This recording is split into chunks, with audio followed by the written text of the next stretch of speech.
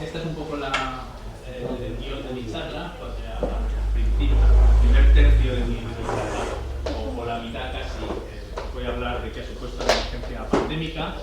Vamos a hacer un análisis un poco a priori, vamos a trasladarnos al principio de la pandemia y bueno, pues situarnos ahí sin saber muy bien a qué nos enfrentábamos y vamos a intentar analizarla también con los datos que ya tenemos a posteriori desde el punto de vista epidemiológico y también vamos a analizar si si las medidas preventivas que se tomaron, no vamos a juzgar si se tomaron a tiempo, si tardaron mucho o si se precipitaron, pero sí que vamos a ver si han sido eficaces o no han sido eficaces. Y la medida en la que vamos a hacer más hincapié, por supuesto, es la vacunación, que es el tema de este curso, y los retos que plantea ahora mismo la evolución del virus, la evolución de la pandemia a la exitosa, en principio, estrategia de vacunación que se ha ido desarrollando.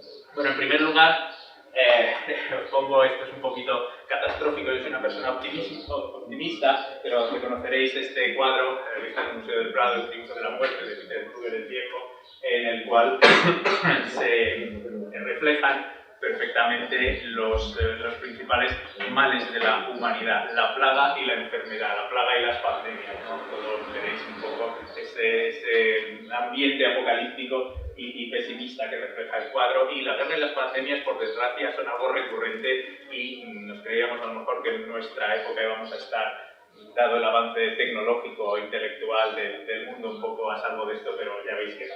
Y bueno, simplemente recordaros que la enfermedad infecciosa ha estado presente y de hecho, pues no solo en restos prehistóricos vemos signos de enfermedad infecciosa, hay que pensar que los microorganismos, virus, bacterias, parásitos también, pues básicamente hacen su función de seleccionar a los más fuertes, son un motor de la evolución y constantemente pues es la belleza de la biología, esa lucha contra los patógenos pues nos hace evolucionar. Ahí vemos a la momia de Ramsés V, el faraón de la 20ª dinastía egipcia, en la que la conservación de la momia pues revela que esta persona, no sabemos si moriría de eso o no, pero sufrió la viruela porque tiene marcas de viruela humana.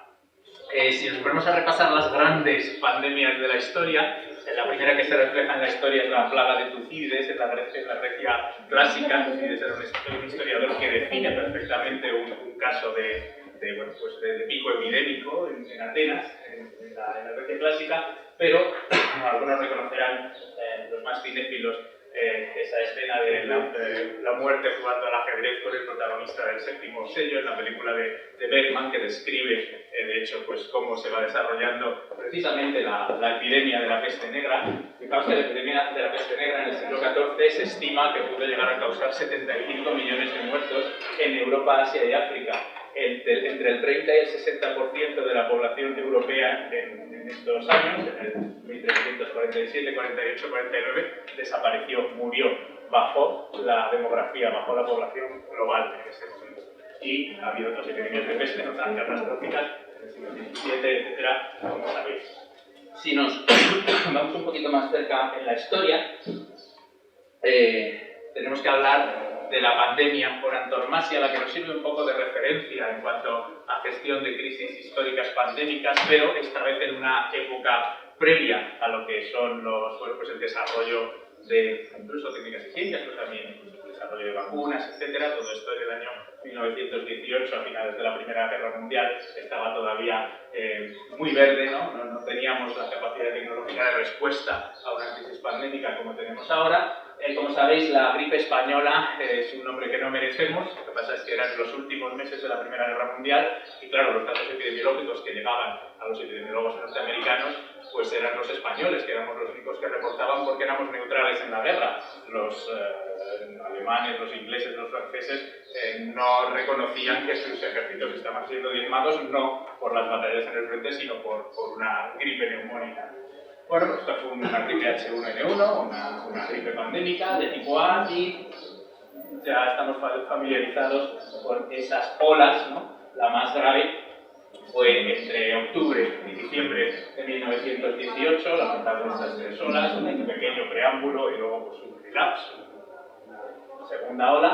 Este virus evoluciona bastante más deprisa, luego se domesticó más pronto que el coronavirus y a partir del año 1919 ya hubo más olas por lo menos registradas, aunque el virus pues, pasó a ser virus estacional. Pero fijaos, solo en estos 3 meses fallecieron probablemente en el mundo 10 veces más personas que en los 3 años anteriores a consecuencia del conflicto bélico, que fue tremendo, la Primera Guerra Mundial. Simplemente para resaltar la importancia de las pandemias.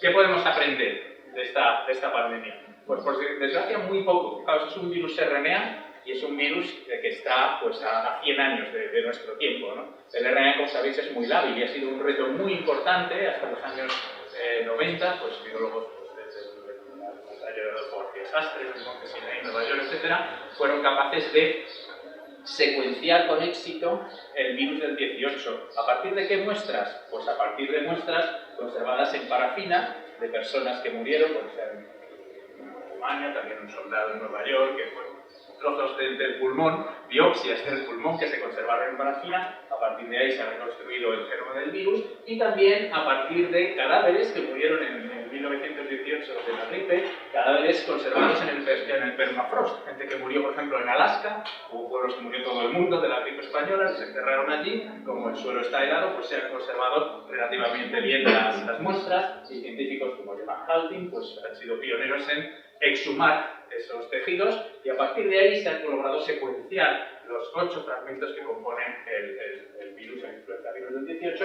y ya tenemos suficientes secuencias incluso para ver la evolución del virus a lo largo de los distintos estadios del pico epidémico, primera, segunda ola, etcétera, y ver cómo efectivamente pues, fue mutando, fue evolucionando, fue adaptándose, y bueno, pues eso es, que es algo que podemos de alguna manera aprender a posteriori de esa parte.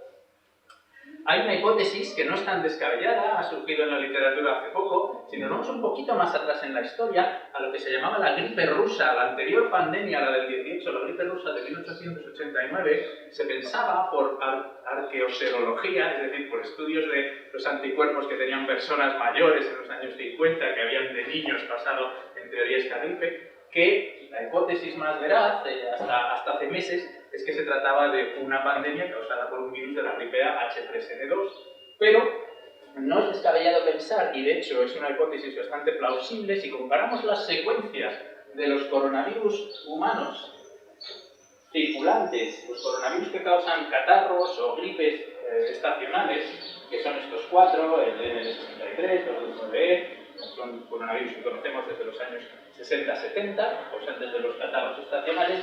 Uno de ellos, si comparamos con secuencias de coronavirus animales y comparamos estas secuencias entre sí, pues podemos datar cuándo se produjo en la historia ese salto de especie, desde una especie animal hasta la especie humana. Y esas comparaciones de secuencia nos dan una fecha en torno al año 1890, con lo cual no es muy descabellado que esas 4 olas que hubo entre el 89 y el 94, a finales del siglo XIX, fueran el fenómeno de emergencia de este coronavirus humano de una manera similar a lo que está ocurriendo ahora con el SARS-CoV-2. Es una hipótesis, no está demostrada, pero no es descabellado pensar eso. Por tanto, de hecho, este es un periódico de París de la época que resultará familiar, hospitales de campaña, montados en la calle, etc. Es un poco la misma crisis pandémica, pero hay muchos datos, pero efectivamente esta gripe rusa pues también está en la historia, ¿no? No es tan descabellado o tan raro, un evento tan raro, que un coronavirus salte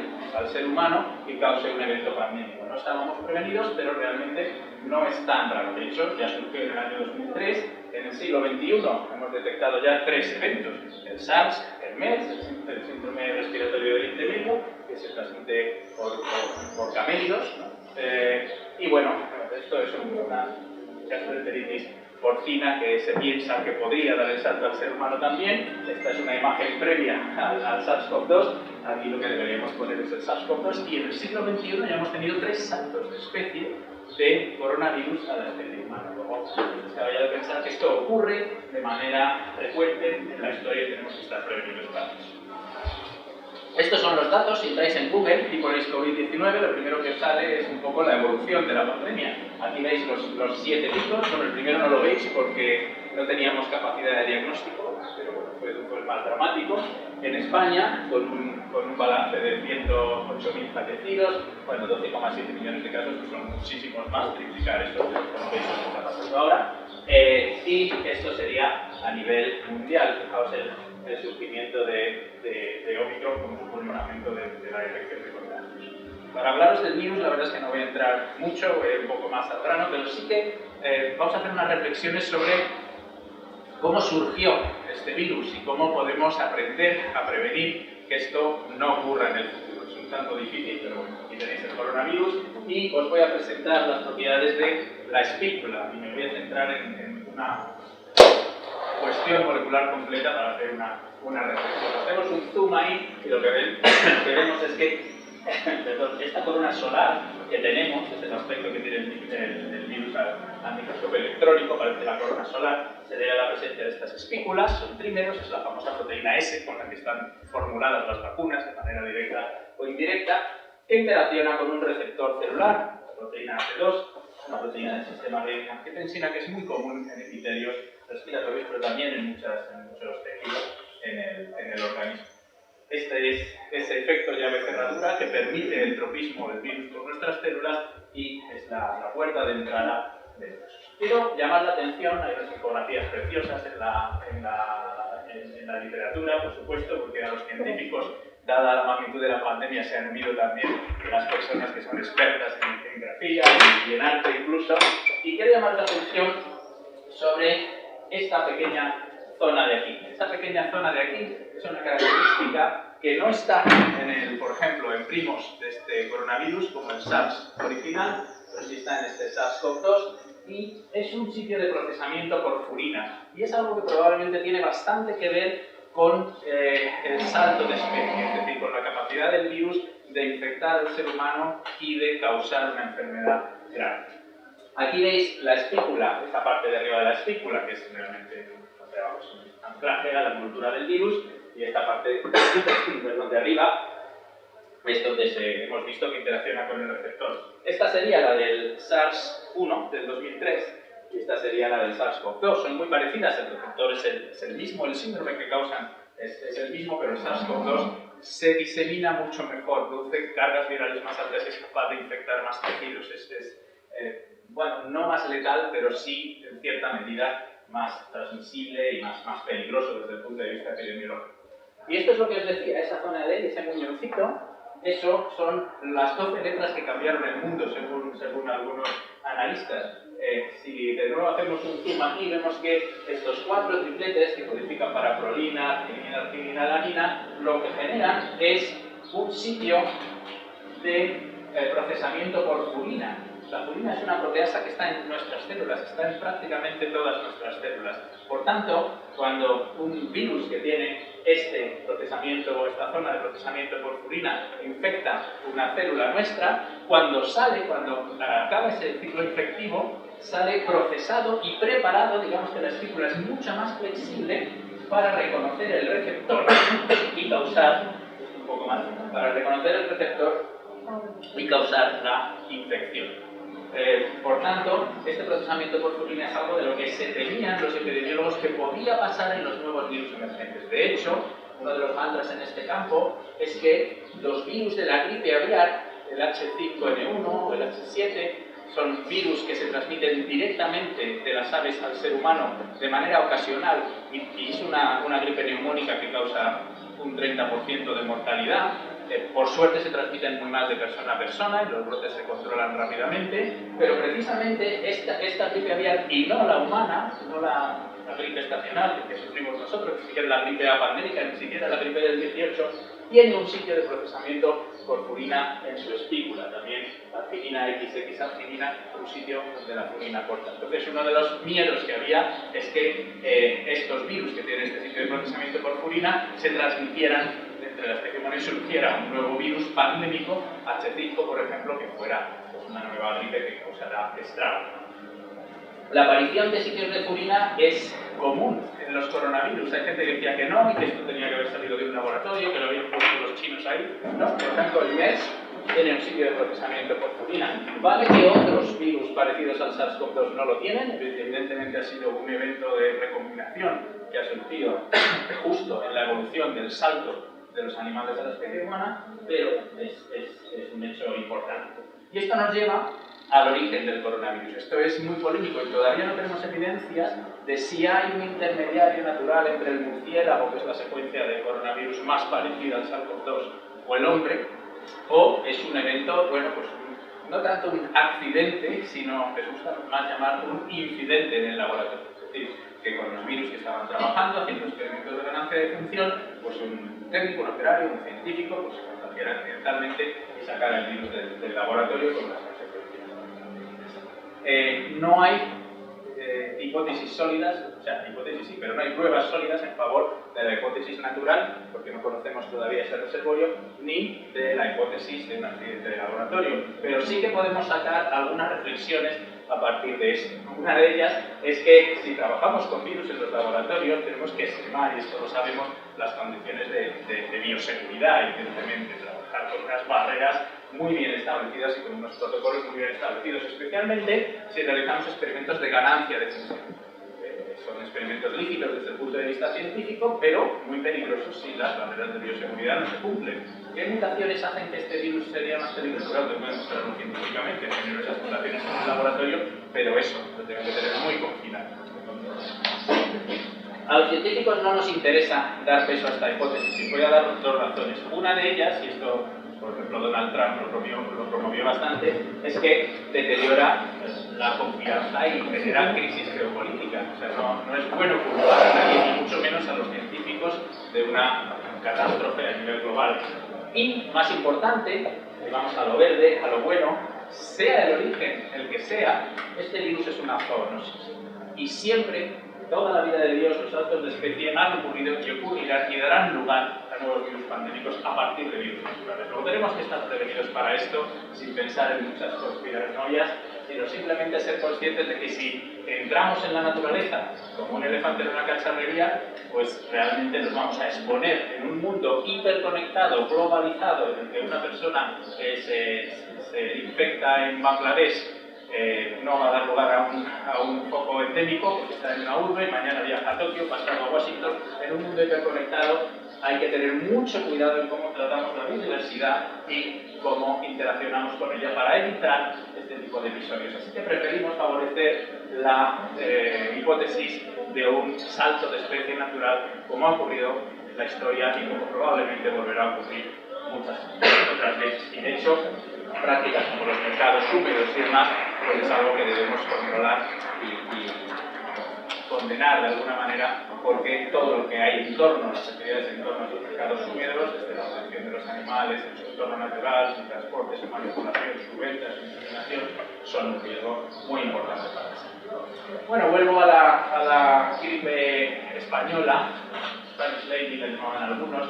Fijaos que en aquel momento acabó aproximadamente con el 2,5% de la población mundial, no es mucho comparado con la peste, y fíjense, fijaos en lo que es la analogía entre el pabellón de IFEMA y esta fotografía tomada en Estados Unidos durante la gripe del 18. Básicamente no hemos avanzado mucho en lo básico, tenemos el mismo problema, tenemos un problema sanitario global difícil de gestionar. Llevamos 6,3 millones de muertos en el mundo, viene a ser un 0,08 de la población mundial, puede que una de cada 1000 personas ante COVID-19 antes de que el virus se extinga, que para los tiempos que vivimos realmente nos ha supuesto un episodio. Y ahora es lo que os comentaba, os voy a trasladar atrás en el tiempo, vamos a ser naif y no sabemos lo que se nos viene en sí. Esto es un cronograma desde que alguien declara un brote de una nueva neumonía en China el 21 de diciembre de 2019 hasta que la OMS el 11 de marzo declara la pandemia. Fijaos que la ciencia trabaja muy deprisa. En solo 2 semanas, prácticamente poco más, ya estaba publicado el genoma y bastaron 5 días para que a partir de ese genoma la OMS aconsejara un protocolo diagnóstico basado en PCR cuantitativa a tiempo real, con un diseño de nucleótidos, etc. Es decir, la ciencia respondió asombrosamente rápido a esta pandemia. Sin embargo, vemos que aún así llegamos tarde para evitar la diseminación mundial del virus. Me voy a situar aquí el 8 de marzo. Estábamos preocupados en ese momento de si celebrar o no la manifestación de la mujer y demás, y no sabíamos que dentro de 7 días íbamos a sufrir un confinamiento total y nos íbamos a tener que encerrar en casa y suspender prácticamente todas las actividades. En ese momento, en Italia ya comenzaron los primeros confinamientos, en el norte de Italia, demasiado tarde, ya había casos en España, había incluso fallecidos, pero se suponía que, bueno, pues todavía, pues que podían ser trazables los brotes, que podían de alguna manera controlarse, sin embargo ya estaba absolutamente fuera de control.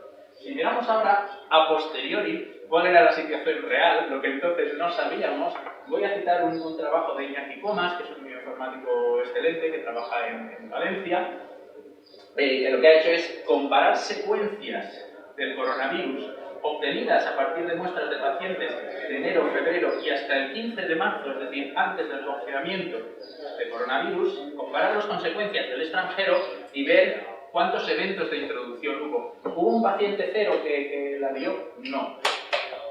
Analizando 2.170 secuencias, encontraron 519 eventos de introducción del virus en España. Es decir, de manera inadvertida durante los meses de enero y febrero, teniendo en cuenta que el norte de Italia era un hervidero y había 11.000 entradas diarias de viajeros en la segunda mitad del mes de febrero del 2020, solo por vía aérea, y eventos de supercontagio como este partido de la Champions, que ocurrió en el norte de Italia y viajaron mucha gente, sobre todo aficionados de Valencia, que era uno de los equipos que jugaba el partido, hubo muchísimos eventos de vida.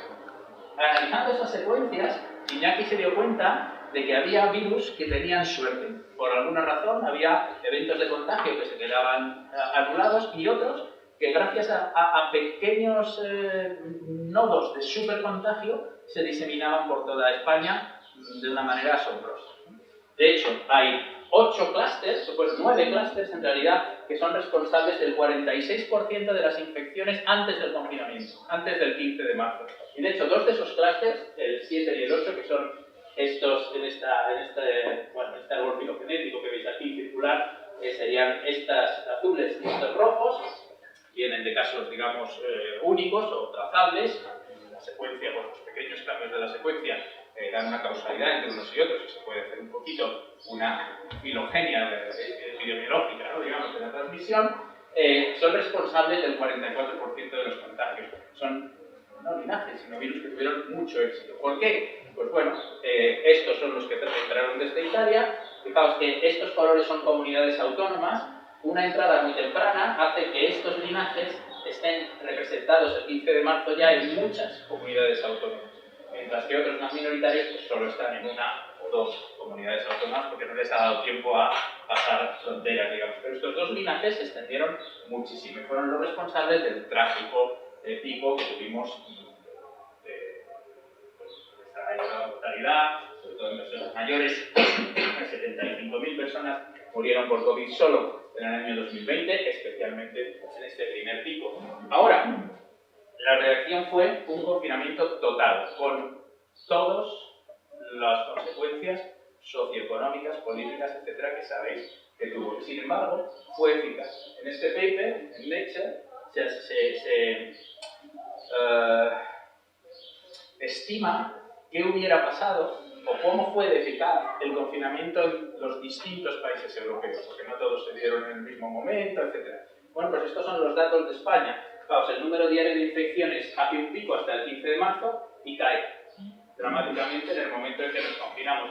Hay una pequeña montañita aquí. ¿Esto qué son? Estos son los casos de contagio doméstico. En el momento que nos confinamos, deja de transmitirse el virus, salvo en casa. Entonces, esta pequeña montañita y ya cero. Hasta el punto de que incluso erradicamos el virus en España. Y la estimación de este paper es que el confinamiento, si hubiéramos dejado libre el virus circular sin hacer nada, hubiéramos tenido 450.000 muertes en lugar de esas 75.000 que tuvimos durante ese primer año en una previsión un tanto pesimista.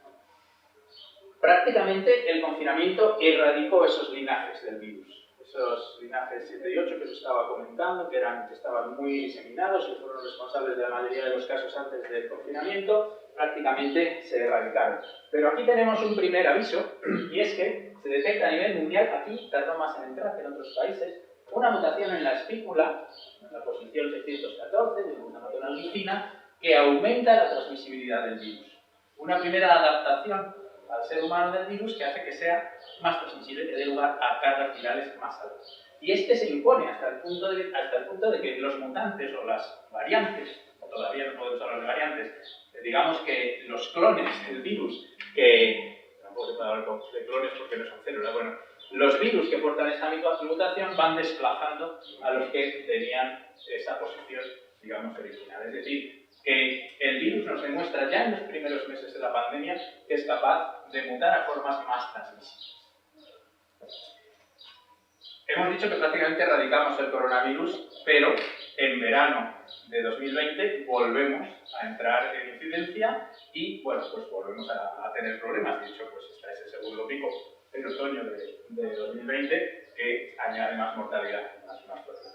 ¿Qué ocurrió aquí? Pues un evento, aquí había un mapa de Europa, un evento totalmente estocástico, es decir, un linaje que no tiene una mutación que le dé lugar a una ventaja de mayor transmisibilidad ni nada, simplemente un linaje con suerte, este linaje 20E, aparece en Cataluña y Aragón, en los temporeros de fruta, reintroducen el virus, comienza a diseminarse rápidamente por España y en el momento que España abre las fronteras, ese linaje se abre a toda Europa, especialmente a países que hacen turismo en España. De hecho, fijaos, esto es la presencia de este linaje, el porcentaje de este linaje en España. A partir de junio es responsable de, al final, prácticamente el 80% de los contagios.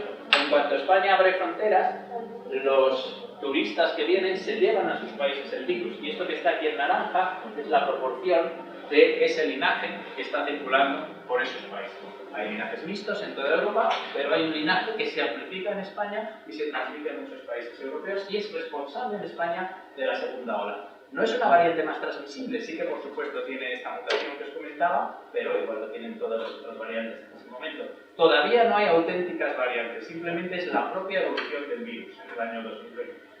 Eso sí, este segundo pico ya no tiene un coste tan importante en vidas humanas. Sí que es dramático, pero no es como el primero. ¿Por qué? Bueno, primero porque hemos aprendido a gestionar la enfermedad en hospitales. Segundo, porque estamos prevenidos y sabemos lo que eso significa. Y porque hay ya medidas de prevención institucionales, confinamientos parciales.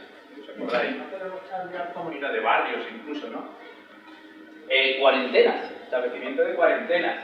Cosas que no hemos hecho, pero se demuestra que funcionan en países como Corea, pues que funcionan, apps para telefonía móvil, escrutinios masivos a la población, esto es lo que hacen los chinos, ya veremos que eso tiene un coste, y también medidas de prevención individual, uso de mascarillas, empezamos a entender la transmisión por aerosoles, ventilación de espacios, distancia de seguridad, y todavía en ese momento no teníamos disponibles en las farmacias los test de autodiagnóstico, pero sí que rápidamente pues íbamos avanzando en la capacidad de diagnosticar por PCR prácticamente en hipótesis de antígenos también en los centros. Ahora, ¿qué es lo mejor? Lo mejor es vacunar, por supuesto, ¿no? Y vamos a ver el porqué, y esto es una reflexión propia, pero espero que estéis de acuerdo conmigo. Hay dos maneras de gestionar la pandemia. Una de ellas es el modelo chino, COVID-0. Hay un caso en la ciudad, todos a su casa, una PCR a toda la población todos los días, aunque sean 12 millones de personas, radical, es decir, COVID-0. Otra es, no sé, pues el modelo Bolsonaro o Boris Johnson al principio, de bueno, esto que circule, que se mueran unos cuantos miles y cuanto antes pase mejor y la economía no se hace. Bueno, efectivamente, esto no es muy ético y de hecho tampoco es barato, porque al final está saturando el sistema de salud y eso cuesta mucho dinero. Pero esto que hacen los chinos es inasumible ya no para el sistema de salud, sino para el sistema de prevención, eso abstrayéndonos de cuestiones puramente morales de dejar morir o no dejar morir a la gente, fijándonos solo en el dinero. Así que, ¿qué es lo ideal? Lo ideal es, atención, esto, es decir, lograr la inmunidad de rebaño, pero no dejando que la gente se infecte, sino generando inmunidad mediante vacunación. De ahí el desarrollo precipitado de vacunas. Y no quiero hacer spoiler, pero todo esto tiene un problema, un lado oscuro, que es que el virus puede desarrollar mecanismos de evasión de esa. Lo primero que hay que introducir, por tanto, es la famosa inmunidad de grupo o inmunidad de rebaño. Esto es una traducción del inglés herd immunity, aquí lo correcto es hablar de inmunidad de grupo, pero es muy gráfico porque básicamente lo que queremos es que la gente está inmunizada, las ovejas blancas estarían inmunizadas y bueno, pues entonces el lobo solo puede comer ovejas negras. Cuanto más ovejas blancas hay alrededor, menos acceso tiene el lobo a la oveja negra. Básicamente esa es la idea de la inmunidad de rebaño. Luego no es tan bonito porque si la vacuna no evita la transmisión, como ha ocurrido en el caso de la COVID, realmente el virus no va a matar a estas ovejas, pero sí que va a pasar por encima de ellas en dirección a la oveja negra, que es la no vacunada, que es la que va a morir. Pero bueno, sobre el papel, esto es. Y aquí vamos a hacer un pequeño paréntesis histórico también para el que no sepa lo que es una vacuna y de dónde viene esto de las vacunas, que yo creo que es pertinente al inicio de Impulso Comes. Esto es un pequeño boletín epidemiológico, como veréis, no muy preciso, pero sí muy preciso, pero en un formato de antes de Microsoft, del año 1907, que dice que en el año 1907, hace 115 años, nacieron en España 646.371 niños y niñas, pero 102.000 murieron antes de cumplir un año. Y además, otros 85.000 murieron antes de cumplir los 5 años. Si sumas eso, realmente algo más de 1 de cada 4 niños morían. Una mortalidad infantil tremenda en este aspecto. 30 años más tarde, tampoco había mucha más esperanza. Esta es la campaña oficial de la Dirección General de Sanidad de la República para evitar la mortalidad infantil y todo lo que podían hacer para prevenir las mortalidades infantiles. Es decir, que una madre sana comunique a sus hijos la alegría de su hijo. ¿Por qué? Porque no había todavía vacunas eficaces contra las enfermedades infantiles, no había antibióticos, es decir, la madre sana comunica a sus hijos la alegría. Todo esto cambia, la segunda mitad del siglo XX, estas mortalidades de, bueno, pues de 200 por 1000, ¿no? Bajan unas 50 veces y esto evidentemente es porque se aplican medidas de higiene, especialmente no solo higiene en el ámbito clínico, sino potabilización de las aguas, etcétera, para evitar las enfermedades de transmisión oral. Por supuesto, los antibióticos para enfrentar las enfermedades bacterianas, la edad de oro de los antibióticos. Y más vale prevenir que curar, por supuesto, el desarrollo de las vacunas. De los antibióticos no voy a hablar porque hay otro curso de verano que habla, es mi tema favorito, pero no voy a hablar. Este es el símbolo de la lucha contra la resistencia a antibióticos y solo mencionaros que el primer antibiótico de amplia distribución y de amplio espectro, la penicilina de ya digo la amoxicilina y todo, solo la primera se estima que salvó 200 millones de vidas después de su introducción a finales de la Segunda Guerra Mundial, y precisamente muchos de los que se salvaron pues fueron soldados heridos en la contienda. Pero vamos a hablar de vacunas. Para los que no sepáis de dónde viene la vacuna, pues efectivamente viene de la variolización de Jenner. Jenner, como sabéis, pues era un médico inglés que observó algo que ya otros pueblos conocían en Oriente y en muchos sitios, que las personas que entraban en contacto con la viruela de la vaca o viruela vacuna, bueno, pues sufrían una pequeña lesión, pero eso les protegía de la viruela humana. O sea, de manera empírica y sin saber lo que era la inmunología y por supuesto sin tener ni idea de lo que era un virus, se dio cuenta de que había una inmunoreactividad cruzada entre el virus de la vaca y el virus humano sin saber lo que era. De manera absolutamente empírica. Los que seáis más mayores o observáis que vuestros padres tienen una escara producida por escarificación, fijaos, esta vacuna, un pincho de estos para las aceitunas, pues se mojaba en la pústula o en los virus cultivados de alguna manera en la piel de un ternero y se pinchaba 15 veces y esto daba lugar a esta lesión que te inmunizaba de por vida frente a la viruela humana. Y esto es lo que se utilizó para erradicar, y este es nuestro único éxito contra la enfermedad infecciosa a nivel global pleno, la erradicación total de una enfermedad como es la viruela humana gracias a la distribución global de la vacuna de Jenner. Los primeros que hicimos eso fuimos los españoles, lo empezó otro día Luis en Juárez nos aconsejaba un libro que ha editado el CSIC y que han reeditado ahora con toda la historia de la expedición Balmis, que es la primera expedición filantrópica de salud global que llevó la vacuna de General a Latinoamérica, a Filipinas, alrededor del mundo. Perdieron la vida en la empresa, es una aventura fantástica. Y la llevaban, además, no sé si lo sabéis, la llevaban en unos huerfanitos gallegos, pues los embarcaron, iban pasando el virus del brazo de un niño al brazo de otro para poder cruzar el Atlántico con el virus vivo, ¿no? Y la encargada de cuidar del bienestar de esos niños era Isabel Centeno, que ahora la han dedicado al hospital de pandemia, no era más que la encargada de cuidar de los niños huérfanos. En 1976, ese señor es el último caso conocido de viruela salvaje en Somalia. En 1979 se abandona la vacunación porque se considera erradicada la enfermedad. Y ese es el fin, ¿o no? Porque el virus de la viruela existe.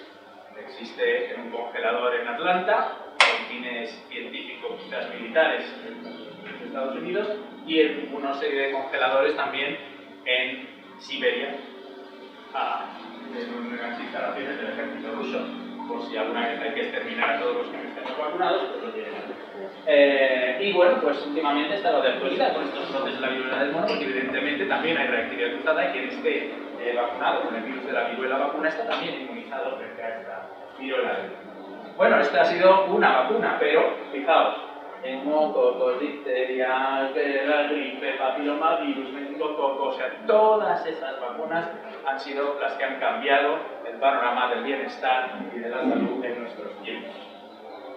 Pero ahora hay un pequeño cambio de paradigma. Cualquiera de esas vacunas ha tardado una media de 10 años desde el proof of principle, desde que se descubre la posibilidad de utilizar una formulación antigénica como vacuna, hasta que se distribuye, pues pasan 10 años. Fase 1, fase 2, si hay suerte la fase 3 se solapa ya y por el 5º año para la fase 2, etcétera, etcétera. Fijaos que esto es una escala de 10 años, la de abajo es una escala de 5, pero solo hacen falta 2 para desarrollar la vacuna de COVID. ¿Por qué? Bueno, había mucha tecnología previa, pero hay una emergencia, hay una demanda, hay una inversión. Y no hay una relajación en las agencias de evaluación, digamos, que pueda poner en peligro. No, hay una necesidad de agilizar ese proceso. Y por tanto, esto es también un antes y un después en el desarrollo de vacunas, que viene a decir que elaborar y distribuir una vacuna segura puede llevarnos menos tiempo de lo que nos lleva. De hecho, fijaos que tenemos 194, esto ya es antiguo, es de hace 2 meses, de la 194 vacunas en estado preclínico, 42 en fase 1, 44 en fase 2, 40 en fase 3, 23 en uso y 10 en fase 4, en fase de farmacovigilancia, como las que hemos puesto aquí, ¿no? Por ejemplo, se distribuyó cientos de millones de dosis, solo para COVID-19. Fijaos la inversión a nivel global y, como digo, el cambio de paradigma que supone esto. Todos conocéis las vacunas de todas las estrategias posibles para inmunizar frente al SARS-CoV-2, pues tenemos las basadas en vectores virales recombinantes, pueden ser replicativos, no replicativos, puede haber vacunas inactivadas, es decir, cultivar el virus, matarlo y formularlo como vacuna, es una estrategia muy clásica. Vacunas vivas atenuadas tienen un problema de seguridad porque podrían revertir a virulencia. Vacunas formuladas con proteínas recombinantes, como la del papillomavirus, como la de la hepatitis B. También pues hay una aprobada, la de Novavax, vacuna basada en partículas recombinantes, en nanopartículas de celas. VLPs, que también sería otro tipo de vacuna de nanopartículas, y las vacunas de ácidos nucleicos. Como sabéis, en el mercado se aprobaron primero las de RNA, basadas en ácidos nucleicos, y luego 2 de las basadas en vectores adenovirales aquí en Europa. Estas son las 5 aprobadas por la Agencia Europea del Medicamento, en otros países hay.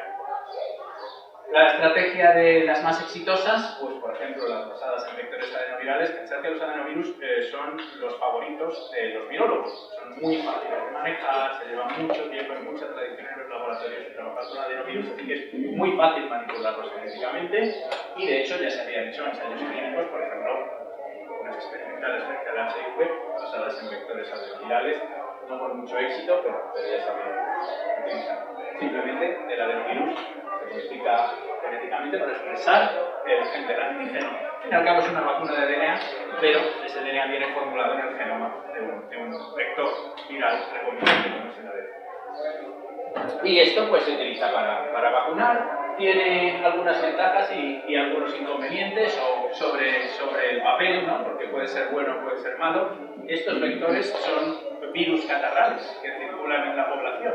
Entonces nosotros podemos tener inmunidad frente al vector. Y esto puede ser malo porque puede rechazar la vacuna de alguna manera, neutralizarla antes de que sea efectiva, o puede ser bueno porque si la exposición del antígeno heterólogo es suficiente, esa inmunidad innata que te produce el reconocer algo que ya ha estado en contacto contigo puede potenciar la exposición del antígeno. Pero bueno, el caso es que estas vacunas, de las cuales, como digo, hay dos aprobadas en Europa, circularon sobre todo al principio de la pandemia y se utilizaron. Pero las que han triunfado en realidad son las de ácidos nucleicos.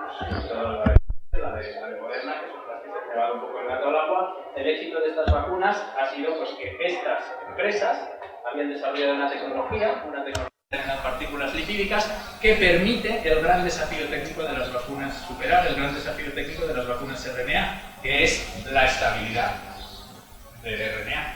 El RNA, siempre decimos que se degrada solo con mirarlo.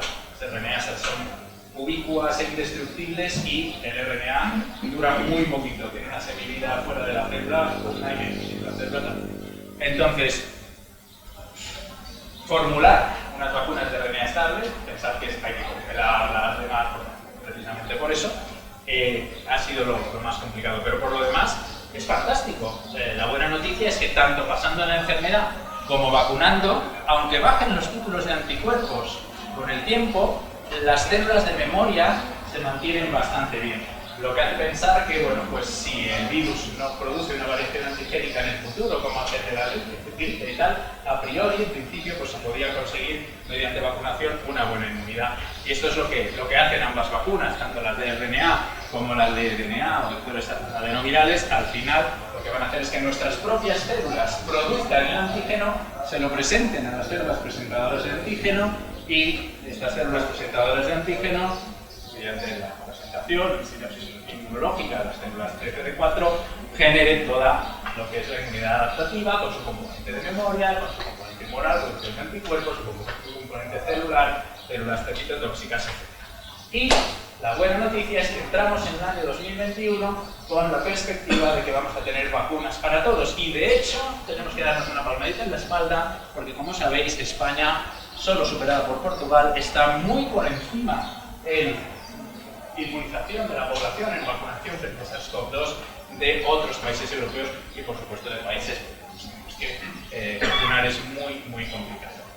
Por tanto, nos volvemos a situar en un punto concreto de la pandemia, en este caso a principios del año 2021, y bueno, pues empezamos a ver la luz al final del túnel. Compramos millones de dosis de vacunas y se va a acabar la pandemia. El momento definitivo.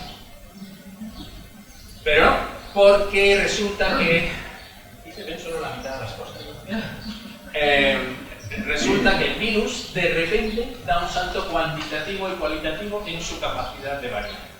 En el año 2021 es el año de las nuevas variantes. Las nuevas variantes, alfa, beta, gamma, etcétera, son cambios muy sustantivos en la capacidad de transmisión y en la antigenicidad del virus. Son cambios muy importantes. Y eso son malas noticias. De hecho, aquí tenemos una visión de la pandemia. Fijaos que en azul está la transmisión y en verde están las muertes, ¿no? Esa mortalidad es una escala distinta, evidentemente. Al principio tenemos mucha mortalidad de poca detección porque no hacemos suficientes pruebas, no tenemos esa capacidad. Poco a poco, pues cada ola va con su lag, con su ola de mortalidad asociada, y esta ola bestial de transmisión a partir de enero de Omicron, que también viene con su mortalidad asociada, y curiosamente estamos ahora en la séptima ola, que no aparece aquí reflejada, y ahora vamos a verlo. ¿Qué es lo que ha pasado? Se introduce la vacuna, pero siguen apareciendo olas porque aparecen alfa, delta, que no se ve, y Omicron, sucediéndose una a otra porque cada una tiene más capacidad de transmisión que la anterior y es capaz de desplazar al anterior. Alfa se transmite un 50% mejor que el virus de Wuhan original, Delta se transmite un 50% mejor que Alfa y Omicron se transmite un 100% mejor que Delta. Con lo cual, cada vez son más transmisibles las variantes del virus según se va adaptando a la especie humana. ¿Por qué? Pues bien, porque aumentan la carga viral, igual que esta mutación que vimos el primer año de pandemia, si os fijáis, hay mutaciones que se sabe que aumentan la afinidad por el receptor y por tanto la capacidad de producir virus por parte de las células del epitelio respiratorio es más transmisible, o sobre todo porque cambian el perfil antigénico de la espícula y digamos que parcialmente invalidan la capacidad de neutralización de los anticuerpos generados frente a variantes anteriores. Entonces, un poco esa deriva antigénica que ocurre con el virus de la gripe que nos obliga a vacunar, a reformular la vacuna cada año. Aquí, en esta infografía que me gusta mucho, son alfa, beta, gamma, delta y Omicron. Y bueno, pues aquí están marcados todos los cambios. Fijaos, Omicron tiene ya más de 30 mutaciones en la espícula. Muchas de ellas, todas estas que están en amarillo, en la zona puesta, en la zona de reconocimiento, en la zona de llenar al receptor, que es la más inmunogénica y la más susceptible de afectar a la inmunidad si hay cambios. Y hasta el punto de que hay quien ha propuesto que Omicron debería ser ya un segundo serotipo, un serotipo 2 del SARS-CoV-2. Y esto no es todo. Además de esta sucesión a lo largo del año 2021, y esto es ya enero del 2022, la historia sigue. Esto es solo hasta la semana 15 de 2022. Hay sublinajes de Omicron que se van sucediendo uno a otro. ¿Por qué? Pues porque cada vez también son más transmisibles. Me tengo que ir a Francia para traer un gráfico actualizado. Esto es rosa, que está empezando a imponerse. Esto es la variante BA5, que es la que está circulando ahora mismo y que es la que está causando estragos incluso entre los profesores del curso. Y la responsable de esto, que por primera vez desde hace un par de meses, los positivos, que son verdes, sean la mayoría de las pruebas que se realizan. Es decir, la positividad del test. Cuando tú vas, me encuentro mal, me voy a hacer un test, ahora mismo lo más probable es que seas positivo en COVID.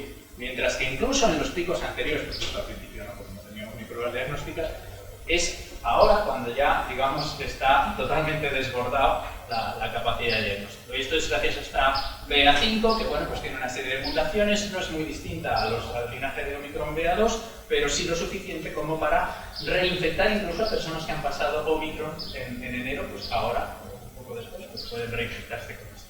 Y sin embargo, si nos vamos a los datos oficiales, y esto es un repositorio de World Big Data que no suele fallar, resulta que prácticamente no hay COVID en España desde marzo. ¿Por qué? Bueno, pues porque desde el 28 de marzo decidimos gripalizar, es decir, comunicar solo aquellos casos de personas mayores de 65 años que tienen un cuadro grave. Sin embargo, si hacemos escrutinios, como el COVID-2, que es un escrutinio de PCR en saliva, la saliva es una buena muestra para hacer este tipo de PCR. Si se pone a punto, no es necesario ese exudado nasofaringe de meterte la columna hasta la cocina, que es muy molesto y que habréis sufrido todos. Una muestra de saliva es lo suficientemente buena, y en este escrutinio nosotros podemos seguir en una pequeña cohorte, que es la Facultad de Farmacia de la Universidad Complutense, podemos seguir cómo está circulando el virus en nuestra comunidad. Y si lo tomamos como hito, 28 de marzo, cuando se gripaliza la COVID, 19 de abril, cuando deja de ser obligatoria la mascarilla, los datos de COVID-LOG nos dicen que ahora estaríamos en unas incidencias a 14 días pues de unos 8.000 casos por 100.000. Es decir, prácticamente casi una de cada 10 personas en Madrid en las 2 últimas semanas se ha infectado de COVID. Aquí estamos incluyendo también asintomáticos, porque este screening detecta a todo el mundo. Luego, el virus está circulando ahora más que nunca. Los gatos se pueden contagiar, pero no está demostrado que también afecta.